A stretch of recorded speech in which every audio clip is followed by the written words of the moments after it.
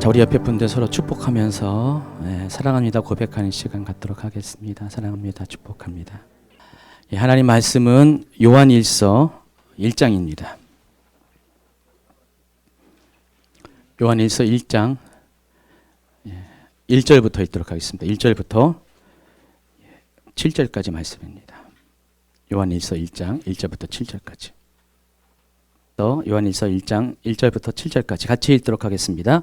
태초부터 있는 생명의 말씀에 관하여는 우리가 들은 바요 눈으로 본 바요 자세히 보고 우리의 손으로 만진 바라. 이 생명이 나타내신 바된지라. 이 영원한 생명을 우리가 보았고 증언하여 너희에게 전하노니 이는 아버지와 함께 계시다가 우리에게 나타나신 바 된 이시니라.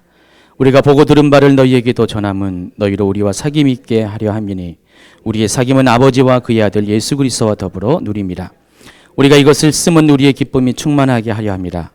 우리가 그에게서 듣고 너희에게 전하는 소식은 이것이니 곧 하나님은 빛이시라. 그에게는 어둠이 조금도 없으시다는 것이니라. 만일 우리가 하나님과 사귐이 있다 하고 어둠에 행하면 거짓말을 하고 진리를 행하지 아니함이거니와 그가 빛 가운데 계신 것 같이 우리도 빛 가운데 행하면 우리가 서로 사귐이 있고 그 아들 예수의 피가 우리를 모든 죄에서 깨끗하게 하실 것이요. 아멘. 초대교회는 초대교회를 공동체를 지탱하는 4가지의 기둥과 같은 그런 요소들이 있다고 합니다. 그래서 이 4가지가 있어야지 초대교회는 아주 건강하게 유지되었다고 합니다. 그것을 이제 헬라어로 다음과 같이 소개합니다. 첫째는 캐리그마입니다. 오늘 약간 서두에 좀 헬라어도 막 등장하고 너무 어렵게 생각하지 마십시오. 헬라어는 헬라어일 뿐입니다. 첫 번째가 캐리그마입니다. 이 캐리그마는 전파, 전도라는 뜻을 가지고 있습니다. 자, 이것은 아직 복음을 알지 못한 자들에게 예수님에 대해서 전할 때 그 내용을 가리키는 것입니다. 자, 예수님이 구약에 예언되었죠. 그리고 이 땅에 오셨고 또 이 땅 가운데서 사역하셨고 십자가에 죽으시고 또 부활하시고 승천하시고 자, 이런 모든 내용들을 사도들은 초대교회 사도들은 예배 때마다 사람들에게 이렇게 말씀을 전했습니다. 자, 이것이 바로 복음입니다. 그래서 캐리그마는 이런 내용들을 가리키는 것입니다. 예수 그리스도에 관한 복음, 이것이 캐리그마입니다. 그리고 둘째가 디다케입니다. 이 디다케라는 것은 교훈이라는 뜻을 가지고 있는데 그 초대교회 당시 12사도의 교훈이라는 문서라는 것이 있는데 이 첫 글자를 따서 이 디다케라는 단어가 생겼습니다. 이 디다케는 일반적으로 교육이라는 의미를 갖고 있습니다. 캐리그마와 비교해서 이 캐리그마는 믿지 않는 자들에게 예수님에 대해서 말씀을 전하는 것이라면은 이 디다케는 이제는 이미 믿음 안에 들어온 사람들에게 어떻게 하나님 말씀으로 교육할 때 그 내용을 가리켜서 디다케라고 합니다. 그리고 셋째가 디아코니아입니다. 디아코니아는 봉사라는 단어로 번역합니다. 영어의 서비스입니다. 이 단어의 원뜻은 교회에서 예배만 있는 것이 아니라 교회가 여러 가지 그런 어려운 자들을 섬기는 그런 역할도 있습니다. 그때 교회 건물 옆에 이런 건물을 지어놓고 거기서 구제와 봉사를 하는데 구제와 섬김을 하는데 바로 그때 그 장소를 가리켜서 디아코니아라고 합니다. 그래서 이 디아코니아라는 것은 구제와 자선이라는 의미를 포함하고 있습니다. 그래서 교회 안에서 이루어지는 모든 봉사를 가리켜서 디아코니아라는 말을 씁니다. 여러분 이제 집사님 할 때 집사님이라는 단어가 영어가 디콘인데 이 디콘은 바로 헬라어 디아코니아에서 유래된 단어입니다. 그리고 마지막으로 코이노니아라는 단어가 있습니다. 이거는 좀 알죠? 코이노니아. 이 코이노니아라는 단어는 공유하다, 함께 나누다, 또 다 같이라는 뜻을 가지고 있습니다. 일반적으로 우리가 성도의 교제라는 그런 표현을 할 때 여기서 교제에 해당하는 단어가 코이노니아입니다. 자, 근데 이 코이노니아라는 단어는 단지 교제라는 의미로만 있는 것이 아니라 여러 가지 다양한 뜻을 가지고 있습니다.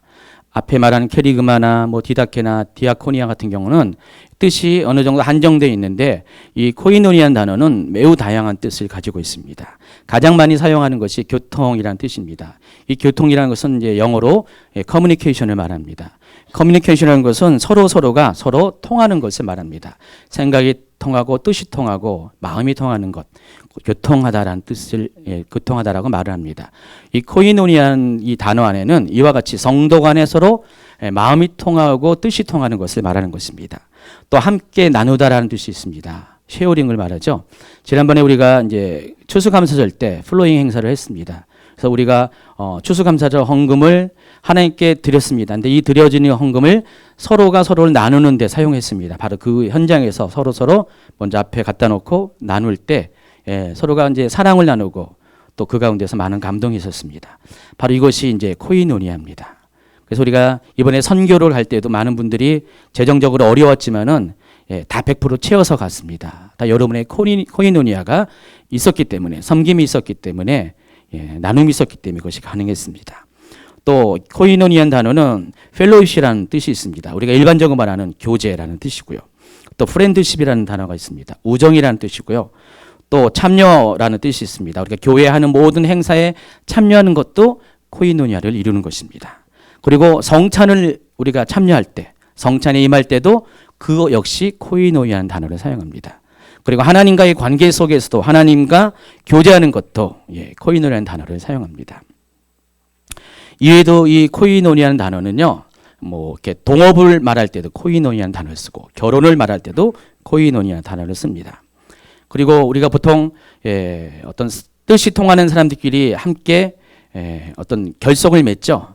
그래서 우리가 어떤 정치적인 동지라는 그런 의미가 있습니다. 저 사람하고는 색깔이 맞는 거예요. 정치적인 입장이 맞아가지고 정치적인 동지가 될 때 그 역시 코이노니아라는 단어를 사용합니다.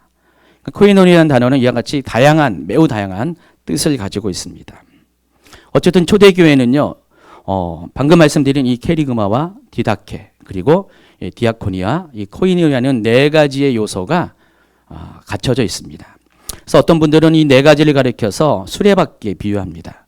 여러분 수레바퀴가 네 개가 있습니다. 근데 이 네 개의 바퀴가 제대로 굴러가야지, 제대로 갖춰져야지 수레가 잘 굴러가죠. 그러니까 교회 안에는 이렇게 복음을 전파하는 것과 또 교육과 봉사와 그리고 교제라는 이 네 가지의 요소들이 서로 균형 잡히게 잘 있어야지 교회가 아주 건강하게 잘 굴러가는 수레바퀴와 같이 그렇게 교회가 운영이 된다는 것입니다. 자, 이런 측면에서 우리 주임교육계를 한번 제가 점검해 보겠습니다. 여러분 예 아니면 예, 아니요 아니요 답하기 바랍니다. 정말 우리 주임교육교회는 정말 하나님 말씀, 이 복음의 말씀을 전하는 강력한 메시지가 있습니까? 예. 두 번째, 이 교회 안에서 여러분 정말 하나님 말씀으로 양육되어지고 교육하는 그런 과정들이 있습니까?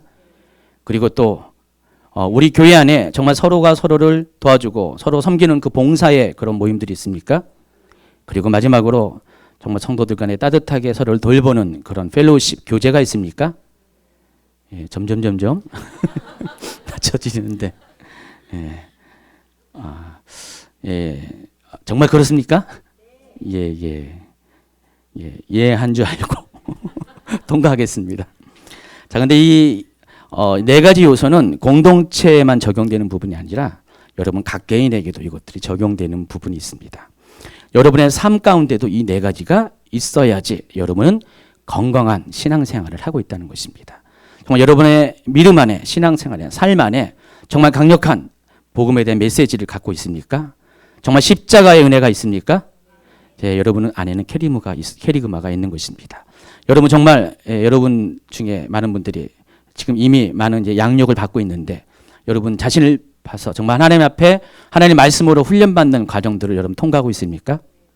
예, 봉사하고 있습니까? 그리고 교제를 나누고 있습니까? 자, 그런 분들, 특별히 여기서 끄덕끄덕을 많이 하는데 앞에서 그런 분들은 건강한 교인입니다. 건강한 성도입니다. 그런 분들은 자로나 우로나 치우치지 않고 하나님을 향해서 잘 나아갈 수 있는 그런 분입니다. 만약 그렇지 않다면 여러분이 이 부분을 보완하셔야 돼요. 지난 목요일날 최은혜 목사님이 목요 모임 가운데서 잠시 언급을 했는데 우리 중에 어떤 분들은 굉장히 독립적인 사람들이 있어요. 공동체에 속하는 것들을 아주 몹시 꺼려하는 분이 있습니다. 그래서 예배를 드려도 등록을 하지 않고 성도와 성도끼리 교제하지 않고 혼자서 그냥 뒤에 잠깐 왔다가 예배 드리고 가는 분들이 많이 있습니다. 저희 교회도 물론 이렇게 예배를 참여하는 분들이 있는데 여기 오신 분들 말하는 게 아니라 저기 거기에 대형 교회의 어떤 그런 성도들의 구성원들을 보면은 그런 분들이 많다 그러더라고요. 아무래도 이렇게 누가 누군지 모르다 보니까 뒤에서 앉았다 가신 분들이 많대요. 그래서 큰 교회일수록 이렇게 성도 교회 안에 들어오지 않고 예배만 참석하는 분들이 많다 그렇습니다. 보통 한 20% 30%가 그런 분들이라고 합니다. 또 어떤 분들은 집에서 그냥 유튜브로만 예배를 드리는 분이 있어요. 어느 날은 이 목사님, 어느 날은 저 목사님 해가지고 골라서 오늘 잘 듣다가 마음에 안 들키면 이제 땡 하고 다음 목사님 그런 분도 있습니다. 자, 이런 분들은 하나님 말씀을 듣긴 해요. 그러나 나머지 세 가지 요소가 빠져 있기 때문에 실은 건강하게 신앙생활을 할 수가 없습니다. 굉장히 고집적이고 외톨이 같은 그런 모습을 가질 때가 많이 있습니다. 그래서 이런 사람들이 이제 독립적입니다. 주로 하나님 은혜를 많이 받는다고 하나님과 교제가 있다고 생각하는 분 중에서 의외로 이런 분들이 적잖이 있습니다. 여러분 아무리 교회가 이렇게 사람들 모임이라서 힘들고 갈등이 있다 할지라도 교회는 반드시 출석해야 됩니다. 여러분이 그런 힘듦의 과정을 겪은 것 자체가 여러분이 성장하는 하나의 과정이기 때문에 반드시 여러분 교회에 출석해야 됩니다. 혹시 이 자리에 뭐 교회 적을 안 두고 계신 분이 혹시 있다면요, 어느 교회든지 여러분이 빠른 시간에 적을 두시고 힘들더라도 그 가운데서 성장하길 바랍니다. 이와 같이 이 성도의 성장에 있어서 이 네 가지는 굉장히 중요하고 특별히 그 중에서 코이노니아가 굉장히 중요하다는 것을 여러분이 아시기 바랍니다. 그래서 오늘은 이 중에서 코이노니아에 관한 그런 좀 더 구체적인 이야기를 다루도록 하겠습니다. 말씀드린 바와 같이 코이노니아는 많은 다양한 뜻을 가지고 있습니다. 그래도 성경에는 이 코이노니아는 대체적으로 두 가지의 큰 뜻으로 압축이 됩니다. 첫째는 하나님과의 영적인 교제를 말할 때 이 코이노니아는 단어를 사용하고, 두 번째는 성도 간의 친밀한 그런 친교를 말할 때 코이노니아는 단어를 사용합니다. 그러니까 코이노니아는 단어가 신약 성경 안에서 사용되어지는 그 분포를 볼 때 아까 다양하게 사용하지만은 대략 이 두 부분에 많이 집중이 되어 있다는 것입니다. 그래서 오늘 본문 말씀 안에서도, 읽어드린 본문 말씀 안에서도 우리는 코이노니아는 단어를 찾아볼 수가 있습니다. 먼저 하나님과의 교제로서의 코이노니아에 대해서 말씀드리겠습니다. 1절 3절 1장 3절 본문 말씀 다시 한번 읽도록 하겠습니다. 우리가 보고 들은 바를 너희에게도 전함은 너희로 우리와 사귐이 있게 하려미니 우리의 사귐은 아버지와 그의 아들 예수 그리스도와 더불어 누립니다. 여기서 사귐이란 단어가 코이노니아는 단어를 사용했습니다. 그러니까 요한은 우리가 보고 들은 바를 너희에게 전하는 이유에 대해서 너희로 우리와 코이노니아가 있게 하기 위해서, 그것을 위해서 이 말씀을 전한다 했습니다. 자, 이 3절은 요한 1서의 그런 그 저술 목적이기도 합니다. 그러니까 요한 1서를 왜 사도 요한이 이 편지를 썼는가? 그 이유가 뭐라고요? 우리가 보고 들은 바를 너희에게 전하게 하기 위해서. 그래서 그 결과 뭐라고요? 너희로 우리와 코이노니아가 있게 하기 위해서 이 편지를 쓴다 그랬습니다. 자, 그래서 우리가 이 요한 1서를 쓴 목적에 맞춰서 우리가 사도 요한이 말한 우리가 보고 들은 바가 먼저 그것이 무엇인가를 좀 알아야 될 것 같습니다.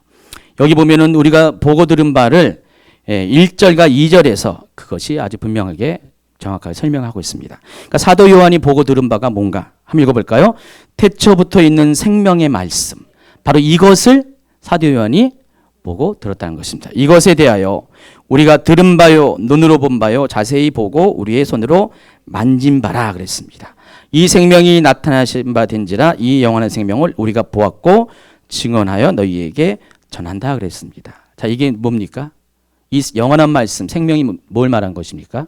바로 예수 그리스도를 말합니다. 지금 사도 요한은 요한 1서를 통해서 사람들에게 예수 그리스도를 소개하고 있습니다. 이게 뭡니까? 아까 말씀드린 네 가지 중에서 케리그마를 말하죠. 사도 요한은 이 케리그마를 지금 성도들에게 지금 이 편지를 통해서 소개를 하고 있습니다. 근데 이 케리그마를 소개하는 이유, 예수 그리스도를 소개하는 이유가 뭐라고요?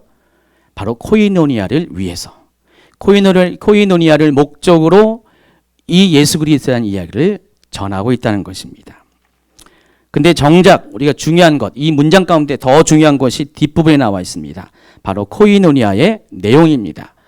그 사귐의 내용이 뭘까요? 뒤에 보니까 아버지와 그의 아들 예수 그리스도와 더불어 누림이라고 있습니다. 그러니까 다시 말해서 이 코이노니아의 내용은 하나님과 예수님 안에서 서로 교제하는 것, 그것을 말하는 것입니다. 그래서 사도 요한이 이 편지를 쓸 목적은 아주 분명합니다. 예수 그리스도에 대한 말씀, 생명의 말씀을 복음을 전함으로 인해서 그것으로 인해서 예수 그리스도와 또 하나님 안에서 우리가 연합되게 하기 위해서 이 편지를 썼다는 것입니다. 그래서 그런 목적 때문에 자신이 들은 바, 또 본 바, 또 자세히 손으로 만진 예수님에 대한 메시지를 전하고 있습니다. 많은 분들이 이 코이노니아에 대해서 오해하는 것 중에 하나가 이 코이노니아는 성도 간의 관계에 대한 그런 용어라고 생각합니다. 하나님과의 관계 속에서 이 코이노니아를 생각을 안 한다는 것입니다. 여러분 뭐 그러지 않았어요? 코이노니아는 그냥 일반적으로 우리가 성도의 교제라는 그런 의미로 우리 코이노니아 하자, 우리 교제하자, 사귀자 뭐 이런 식으로 이야기할 때가 많이 있습니다. 그건 아닙니다. 진정한 성도의 교제는 먼저는 하나님과의 교제로부터 출발을 한다는 것입니다. 우리가 하나님을 알고 예수 그리스도를 알고 그 예수 그리스도를 보내신 하나님과 연합되어질 때 우리 안에 코이노니아도 일어나게 된다는 것입니다. 그러니까 코이노의 전제는 하나님과의 연합이 먼저라는 것입니다. 이것이 없는 성도의 교제는 아무런 의미가 없습니다. 요한복음 17장에서 예수님은 이제 잡혀가시기 전에 마지막 유언과 같은 말씀을 하시면서 이제 하나님께 드리는 기도를 하는데 21절부터 23절에는 이 같은 내용이 적혀 있습니다. 제가 읽어드리겠습니다. 아버지와 아버지께서 내 안에 내가 아버지 안에 있는 것 같이 그들도 다 하나가 되어 우리 안에 있게 하사 세상으로 아버지께서 나를 보내신 것을 믿게 하옵소서. 내게 주신 영광을 내가 그들에게 주었사오니 이는 우리가 하나 된 것 같이 그들도 하나가 되게 하려 함이니이다. 곧 내가 그들 안에 있고 아버지께서 내 안에 계시어 그들로 온전함을 이루어 하나가 하려 함은 이렇게 표현을 하고 있습니다. 그러니까 예수님께서 마지막 돌아가시기 전에 이 기도를 하나님께 올리는 그 내용은 이런 것입니다. 예수님께서 하나님과 아버지와 하나가 된 것처럼 마지막으로 이제 돌아가시기 전에 유언을 한 거잖아요. 그들도 그와 같이 되길 원합니다. 그러니까 내가 하나님과 코이노니아를 이룬 것처럼 두고 가는 제자들도 하나님과 코이노니아를 이루길 원합니다. 이것이 예수님이 마지막으로 하나님께 드린 기도, 소원이라는 것입니다. 코이노니아는 굉장히 중요합니다. 특별히 하나님과의 관계 안에서의 코이노니아는 굉장히 중요합니다. 그래서 모든 코이노니아의 출발은 하나님과의 관계로부터 출발을 하는 것입니다. 하나님 아버지와 예수 그리스도와의 연합이 코이노니아의 출발이고 그 예수 그리스도와 성도가 하나가 될 때 또 다른 코이노니아가 생성되고 그리고 그 결과 성도 간의 코이노니아가 결론적으로 이루어진다는 것입니다. 이것이 영적인 원리라는 것입니다. 자, 이것을 더 보충하기 위해서 마태복음 5장 9절의 말씀을 읽어드리겠습니다. 화평케 하는 자는 복이 있나니 그들이 하나님의 아들이라 일컬음을 받을 것이며. 우리가 저와 제자 훈련하는 분들은 이 화평케 하는 자의 복에 대해서 우리가 이미 알고 있습니다. 화평이라는 것은 아무런 마음속에 걱정이나 근심이 없는 평안한 상태를 말하는 것입니다. 이 화평은 그냥 생기는 것이 아닙니다. 이 화평은 관계로부터 생성되는 것입니다. 그러니까 나를 둘러싼 네 가지의 관계가 있습니다. 위로는 하나님과의 관계, 아래로는 자연과의 환경과의 관계가 있고요. 또 측면으로는 이웃과의 관계가 있고 또 다른 이웃이 나의 자아의 관계도 있습니다. 이 네 가지의 관계가 우리를 둘러싼 이 관계입니다. 이 모든 관계가 문제가 없어야지 우리는 평안을 누릴 수가 있다는 것입니다. 하나님께서 우리에게 처음에 우리를 지으실 때는 모든 관계가 질서대로 지으셔서 이 관계대로 지으셔가지고 평안의 상태로 우리를 지으셨습니다. 그런데 문제가 생겼습니다. 죄가 우리 가운데 들어갔을 때 어떻게 됐습니까? 이 죄는 이 모든 관계를 단절시켰습니다. 그래서 화평을 깨트려 버렸습니다. 그래서 그때부터 우리와 하나님의 사이에는 막힌담이 존재하고 또 우리와 이웃과의 관계에도 담이 존재한다는 것입니다. 그래서 우리가 이 화평을 누리기 위해서는, 샬롬을 누리기 위해서는 이 담을 무너뜨려야 됩니다. 자, 이 담이 어디서부터 왔습니까? 원인은 죄입니다. 죄로부터 왔기 때문에 우리가 이 담을 무너뜨리기 위해서는 죄를 극복해야 되죠. 우리로 할 수 없어요. 그러나 예수님께서 십자가를 지심으로 인해서 이 모든 관계를 연합시켜 주셨습니다. 그래서 하나님과 자연과 또 이웃과 우리 내 자와의 관계들을 십자가를 통해서 연결시켜 주셨습니다. 이것이 십자가가 갖는 상징성이고 의미라는 것입니다. 그래서 하나님은 이 십자가를 통해서 우리에게 주신 것이 바로 코이노니아예요. 십자가의 열매 중에 하나가 코이노니아라는 것입니다. 전에는 하나님과 연합할 수 없던 우리가 십자가를 통해서 연합하는 관계가 되었고, 이 하나님과의 연합이 또 다른 관계의 연합을 만들어냈다는 것입니다. 사도 요한이 이렇게 전하고자 싶어하는 것들, 그것을 통해서 우리로 하여금 하나님과 하나가 되게 하기를 원하는 바로 그 내용이 바로 이것이라는 것입니다.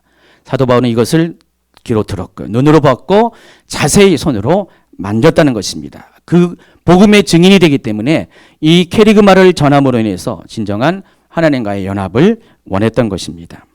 자, 이와 같이 코이노니아는 출발은 하나님과 예수님과의 하나됨으로부터 출발해서 그 예수님과 우리와의 하나됨, 그리고 우리와의 하나됨이 바로 코이노니아의 그런 실체고 과정이라는 것입니다.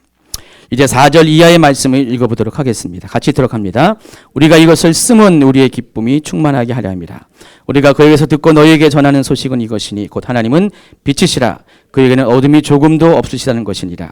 만일 우리가 하나님과 사귐이 있다 하고 어둠에 행하면 거짓말을 하고 진리를 행하지 아니하거니와 그가 빛 가운데 계신 것 같이 우리도 빛 가운데 행하면 우리가 서로 사귐이 있고 그 아들 예수의 피가 우리를 모든 죄에서 깨끗하게 하실 것이요. 자, 여기도 똑같이 두 번에 걸쳐서 코이노니아, 사귐이라는 단어를 사용을 했습니다. 자, 우리가 하나님과 연합이 일어난다. 하나님과의 코이노니아가, 진정한 코이노니아가 일어나면은 그 결과로 생성되는 것이 두 가지가 있습니다. 지금 4절부터 7절까지는 그것을 설명하고 있습니다. 첫째는 빛이신 하나님에게 어둠이 조금도 없는 것 같이 우리의 삶에 어둠이 사라지게 됩니다.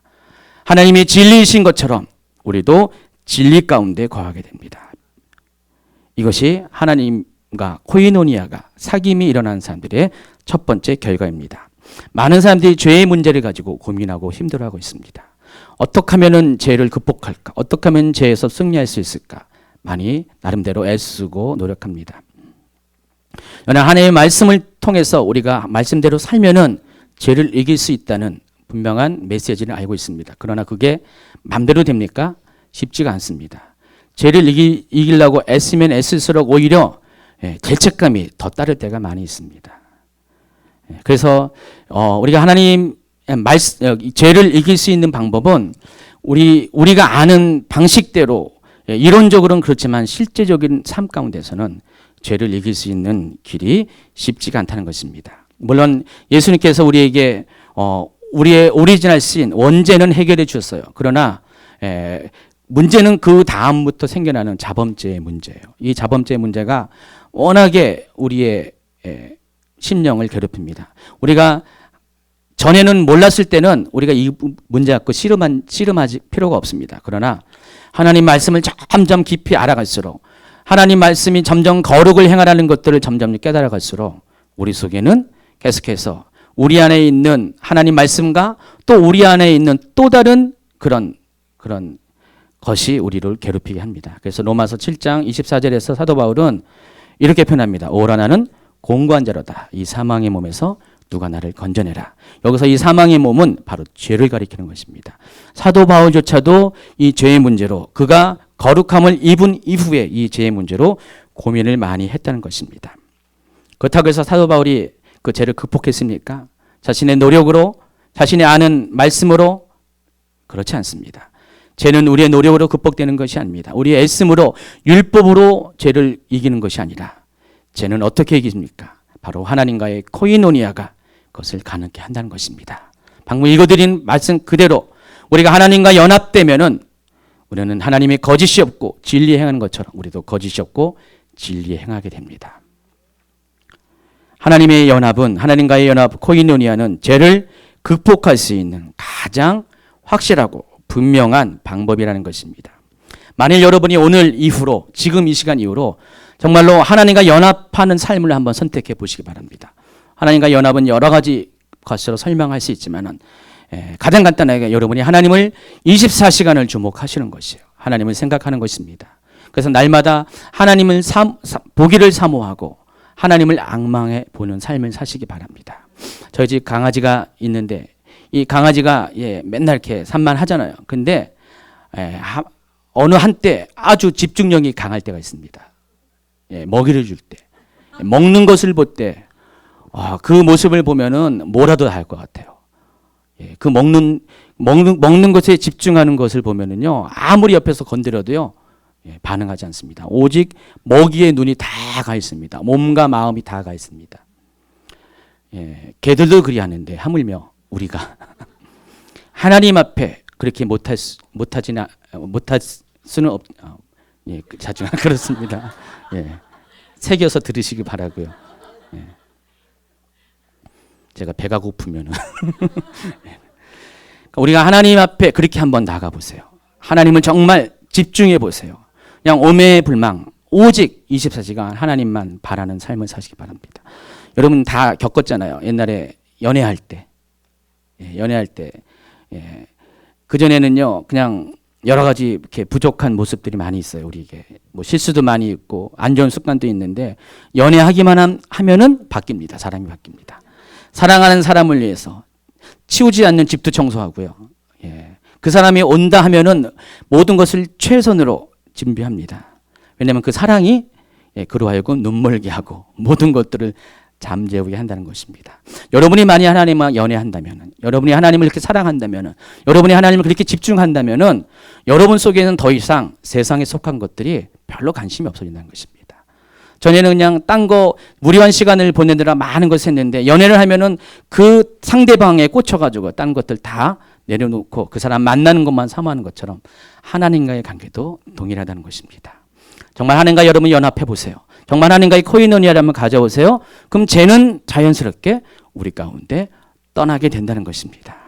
원래 죄는 있어요. 죄는 계속 존재하지만은 여러분이 그것을 관심 갖지 않기 때문에 죄도 이제는 지겨워가지고 전에는 친구가 돼서 좋아했는데 이제는 우리가 친구 되지 않으니까 죄가 삐쳐가지고 떠나게 된다는 것입니다.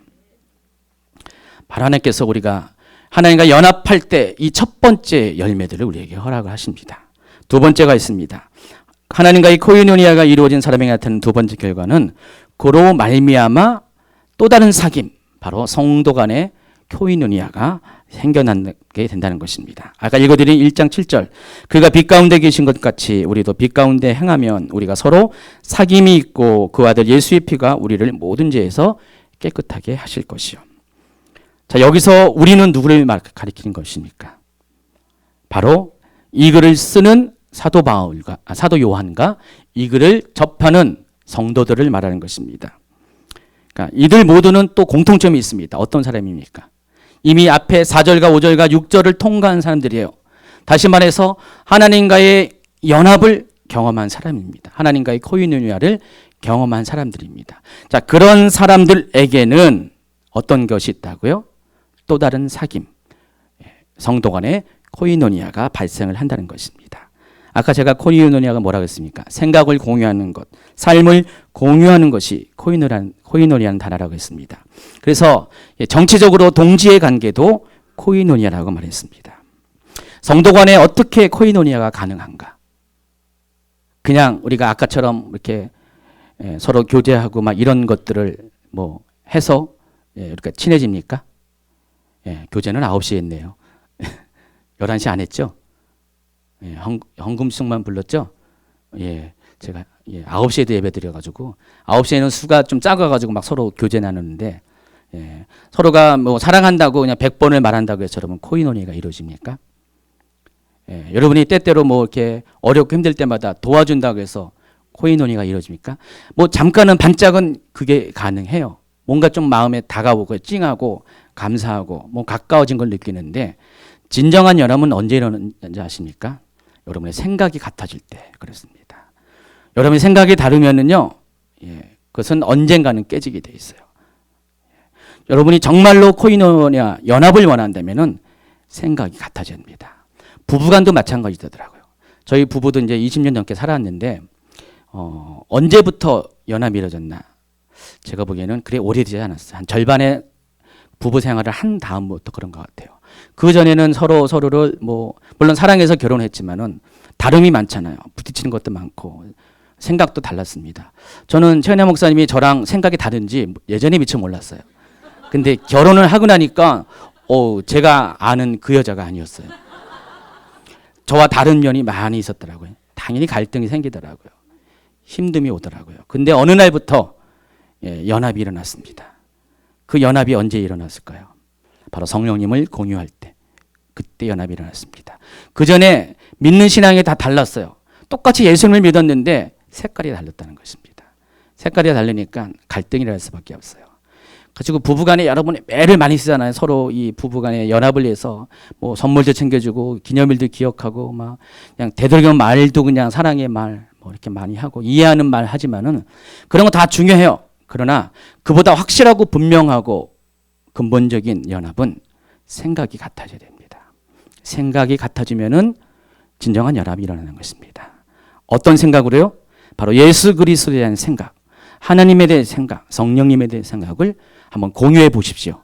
그럼 진정한 부부간의 코이노니아가 생성이 된다는 것입니다. 하나님은 우리가 하나님과 연합할 때 우리로 하여금 아까 말한 것처럼 하나님처럼 거룩하고 온전한 삶을 살 수 있는 길을 열어주셨고 또 한 가지는 이와 같이 진정한 성도들 간의 연합을 우리에게 선물로 주신다는 것입니다. 그래서 여러분이 성도 간의 연합을 위해서 다른 것에 한눈 팔고 시간 낭비하지 마시고요. 성도 간의 연합을 원한다면, 부부 간의 연합을 원한다면, 부모와 자식 간의 연합을 원한다면, 형제와 형제 간의 연합을 원한다면 여러분이 하나님 앞에 먼저 집중하시고 여러분이 알고 있는 여러분이 경험한 그 하나님을 같이 공유할 수 있도록 그 길을 열어주고 제시를 하라는 것입니다. 혹시 믿는 아내들이요, 믿지 않은 남편들이 있습니까?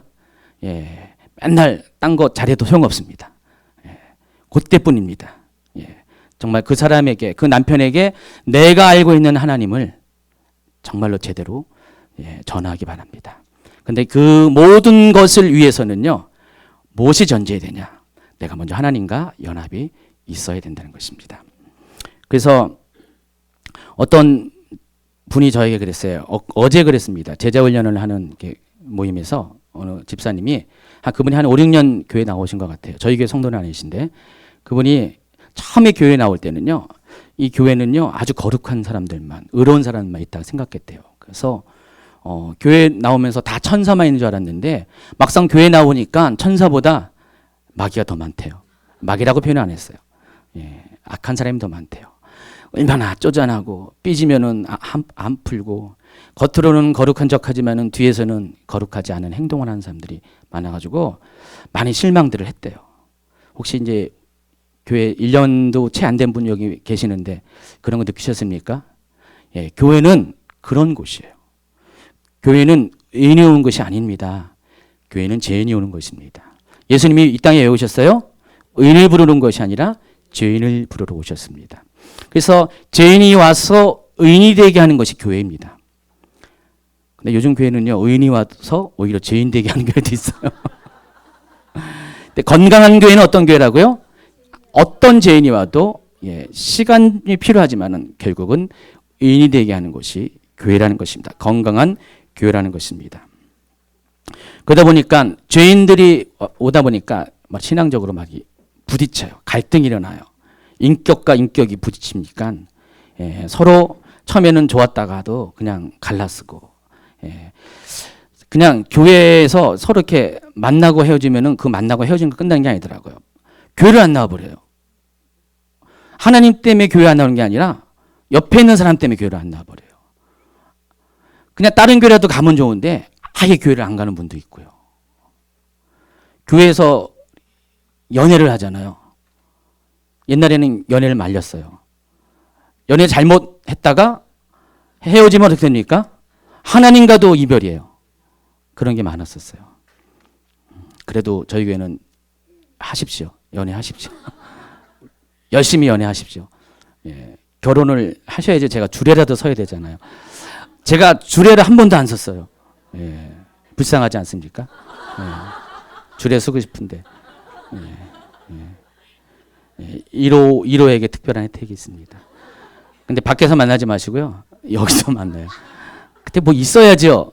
우리 일청년은 자매들만 그냥 잔뜩 있지 청제들이 드물어요. 예, 이 방송을 듣는 형제들이요 몰려오시기 바랍니다. 여기는 아주 그냥 준비된 정결한 청녀들이 많이 있습니다. 이 청년은 많아요, 형제들이. 예. 예, 근데 우리가 뭔 얘기하다가 그렇죠. 예. 서로 이제 나중에 이 갈등을 하더라도요, 힘들고 이렇게 깨어지는 가정이 있더라도요, 우리는 교회 안에서 머물러야 됩니다. 어쨌든 간에 우리가 이런 문제 가운데 접할 때 이 문제들을 해결하기 위해서는 우리가 어떻게 되는 방법을 알아야 되는데, 이미 결론을 내린 것처럼 이 모든 성도 간의 연합을 깨트리게 하는 이런 상황들을 극복하는 것도 결론적으로 한 가지입니다. 하나님과 연합을 회복하시기 바랍니다. 실제로 여러분이 성도 간의 갈등이 생긴다. 이것은 뭘 증명하는 건지 아십니까? 여러분과 하나님의 관계가 진정한 연합이 100%의 연합이 지금 되어지지 않았다는 것을 증명하는 것입니다. 여러분이 갑자기 그 옆에 있는 사람이 힘들게 하고 어렵게 하고 너무 좀 황당한 일을 하는데 잘 참았다가 이번만큼은 도저히 못 참았다. 자, 예수님이 여러분에 대해서 이렇게 사랑하다가 잘 참았다가 이번만큼은 못 참으신 분 예수님이십니까? 그렇지 않습니다. 하나님은 여러분이 어떠한 잘못을 저지르래도 예수님은 뭐라고 했습니까? 70번씩 7번씩 70번이니까 70번씩 7입니까? 예, 자중한 그렇게 하더라도 다 용서할 것을 말씀하셨습니다. 실은 이것은 무한대를 말하는 것이죠. 그러니까 하나님의 사랑은 우리를 향한 하나님의 그 구애 코이노니아는 한도 끝도 없다는 것입니다. 그러니까 하나님이라면은 절대 그러지 않으세요. 예수님이라면 절대 그러지 않는데 우리는 잘 참았다가 어느 순간에 요거는 도저히 못 참아. 그렇게 할 때가 있습니다. 그렇게 되면은 갈등이 생기는 것이에요. 그 때문에 여러분 속에 있는 어떠한 갈등도 원인은 다 그 사람도 원인이지만은 여러분 자신도 원인이라는 것을 아셔야 된다는 것입니다. 그래서 여러분 많이 부딪히고 힘들고 어렵고 또 이 교회 성도뿐만 아니라 여러분의 가족과 친구들 간에 부모 자식 간에 그런 일이 생길 때 여러분 그것을 해결하기 위해서 어떤 인간적인 방법을 쓰기에 앞서서 먼저 하나님께 나아가시기 바랍니다. 그리고 하나님과 연합을 하게 내세요. 정말 그리스도의 그 사랑, 그 십자가의 사랑이 절절히 내 가슴속에 지금도 가시 감동으로 느껴지고 내 영혼이 정말 가난함으로 애통함으로 하나님께 나아가는 것을 확인한다면은 그 사랑 안에서 우리의 모든 이 갈등들이 녹아지고 없어지게 된다는 것입니다. 바로 그렇게 될 때 성도와 성도 간의 진정한 연합이 코이노니아가 이루어지게 된다는 것입니다. 다시 한번 정리하고 말씀하십니다. 자, 우리가 코이노니아를 원하고 있어요. 성도 간의 코이노니아, 또 여러분 부부 간의 코이노니아, 자식과 부모와의 코이노니아, 모든 관계의 코이노니아, 자연 환경과의 코이노니아도 다 원하고 있는데 이 코이노니아는 밑에서부터 시작되는 것이 절대 아닙니다. 모든 관계는 질서대로 시작하는 것이에요. 코이노니아의 출발이 하나님과의 관계로부터 시작한 것이기 때문에 죄가 하나님과 우리의 관계가 깨어진 것을 시작하는 것이기 때문에 그 회복도 마찬가지입니다. 하나님과의 관계로부터 우리가 회복이 일어나야 된다는 것입니다. 히브리서 12장 14절에 이런 말씀이 있습니다. 모든 사람과 더불어 화평함과 거룩함을 따르라. 이것이 없이는 아무도 주를 보지 못하니라. 그동안 우리 교회는 거룩함을 많이 강조했어요. 이것이 없으면 아무도 주를 보지 못한다고 그랬어요. 근데 여기 보니까 이 거룩함과 동급으로 소개한 것이 모든 사람과 더불어 화평함을 누려야 됩니다. 여러분이 하나님 나라에 갈 때 거룩하지 못한 사람 하나님 나라에 들어가지 못하지만은 거룩은 했는데 우리 가운데 코이노니아가 없는 사람들도 하나님 나라에 들어갈 수가 없다는 사실을 여러분 주목하시기 바랍니다.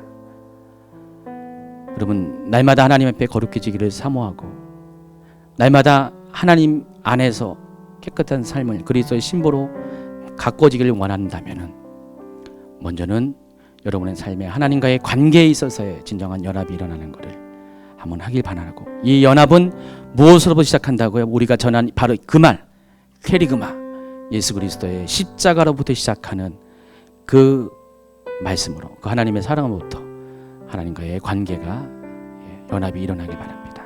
그러한 성도, 그러한 교회, 그러한 삶이 진정으로 하나님 앞에 당당할 것이고, 하나님은 그 사람을 정말 하나님의 자녀로서 축복할 그런 은혜가 베풀어질 것을 믿습니다. 주님제교회 성도 여러분, 제가 당부합니다. 하나님을 사랑하는 그 사랑이 결과적으로 여러분을 거룩하게 하고요. 또 한 가지는 정말 진정한 성도 간의 연합, 모든 관계 안에서 연합이 되는 그런 촉매제가 되기 바랍니다. 그것 때문에 하나님을 사랑하시기 바랍니다. 기도하겠습니다.